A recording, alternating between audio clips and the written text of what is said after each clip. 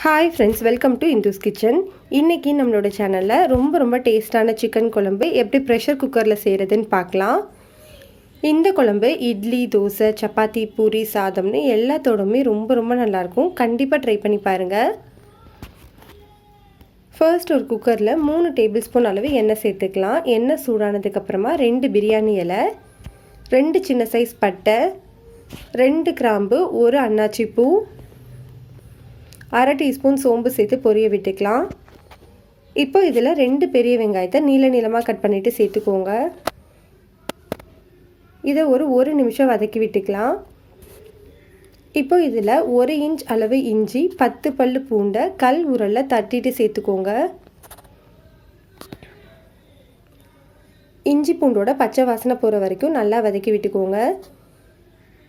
வெங்காயம் நல்லா வதங்கினதுக்கு அப்புறமா இதில் 2 பச்சை மிளகாயை இடையில கீறிட்டு சேர்த்துக்கலாம். 2 மீடியம் சைஸ் தக்காளியை நீளமாக கட் பண்ணிவிட்டு சேர்த்துக்கோங்க. தக்காளி நல்லா மசிகிற வரைக்கும் வதக்கிக்கலாம்.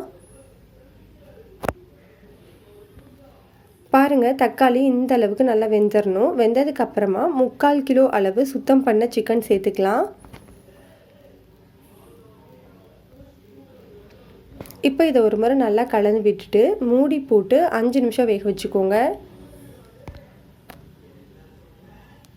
5 நிமிஷத்துக்கு அப்புறமா சிக்கன்லேருந்து தண்ணி பிரிஞ்சு வந்திருக்கு பாருங்கள்.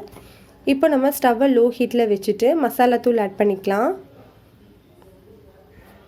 1/4 டீஸ்பூன் மஞ்சள் தூள், 1 டீஸ்பூன் தனி மிளகாய் தூள், 1 டீஸ்பூன் காஷ்மீரி மிளகாய் தூள். இதை நான் கலருக்காக தான் சேர்த்துருக்கேன். உங்களுக்கு விருப்பம் இருந்தால் சேர்த்துக்கலாம். இல்லைன்னா 1/2 டீஸ்பூன் அளவு தனி மிளகாய் தூள், 2 டீஸ்பூன் அளவு மல்லித்தூள், 1/2 டீஸ்பூன் சீரகத்தூள், 1/2 டீஸ்பூன் மிளகுத்தூள், 1/4 டீஸ்பூன் கரம் மசாலா தூள், குழம்புக்கு தேவையான அளவு உப்பு. இதெல்லாமே சேர்த்ததுக்கப்புறமா மசாலாவோட பச்சை வாசனை போகிற வரைக்கும் நல்லா வதக்கி விட்டுக்கோங்க.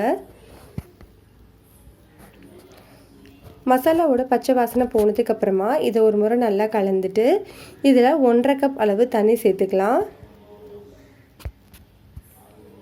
இது மேலேயே கொஞ்சமாக கருவேப்பிலை, கொஞ்சமாக கொத்தமல்லி சேர்த்து ப்ரெஷர் குக்கரை மூடிட்டு 2 விசில் வச்சுக்கலாம்.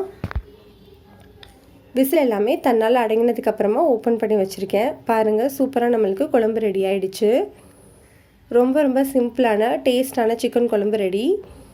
இந்த ரெசிபி உங்களுக்கு பிடிச்சிருந்தால் லைக் பண்ணுங்கள், ஷேர் பண்ணுங்கள், கமெண்ட் பண்ணுங்கள். மறக்காமல் நம்ம சேனலை சப்ஸ்கிரைப் பண்ணிக்கோங்க.